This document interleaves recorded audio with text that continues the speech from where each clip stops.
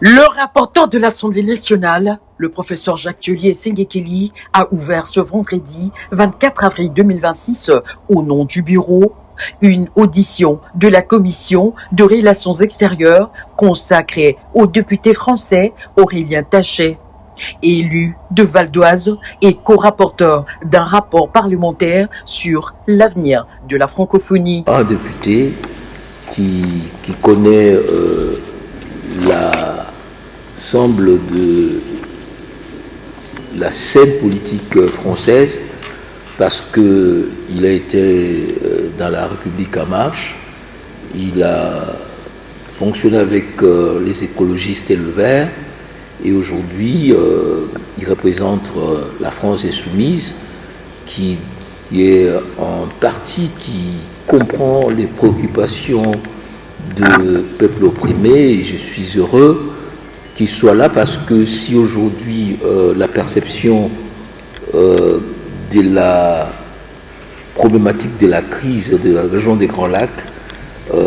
a changé en France, essentiellement grâce à son groupe parlementaire,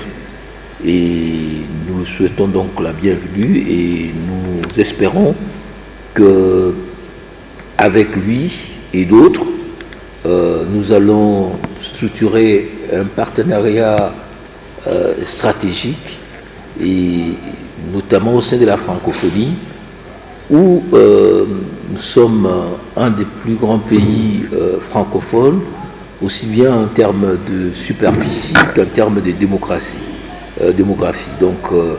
je dirais même en termes de démocratie, parce que de plus en plus, il y a des États qui sont dans la francophonie. Je ne dis pas qu'ils ne parlent pas français, mais qui ne partagent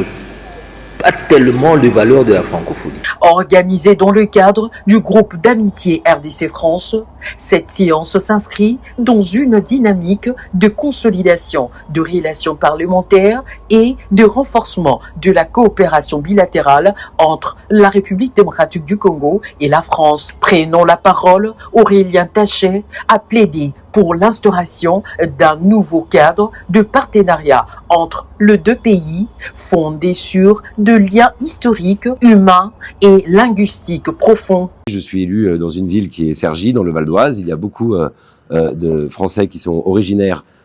du Congo qui sont dans cette ville, et je vois chaque jour comment finalement nos pays sont extrêmement liés, même sur le plan intime, sur le plan presque familial. Et la grande famille francophone doit être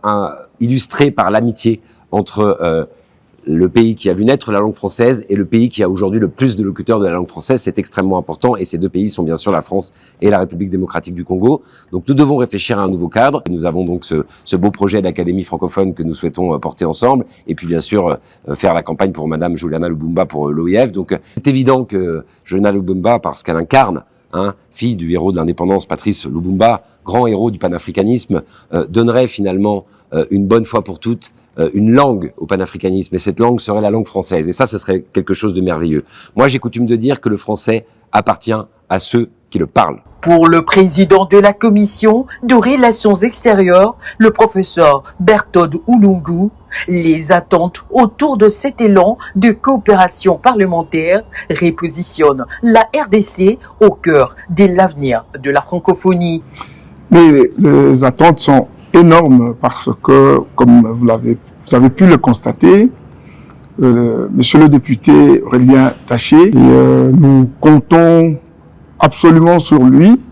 pour mobiliser davantage la France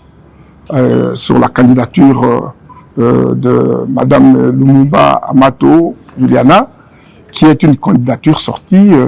quasiment de la poche de Son Excellence, Monsieur le Président de la République, Félix-Antoine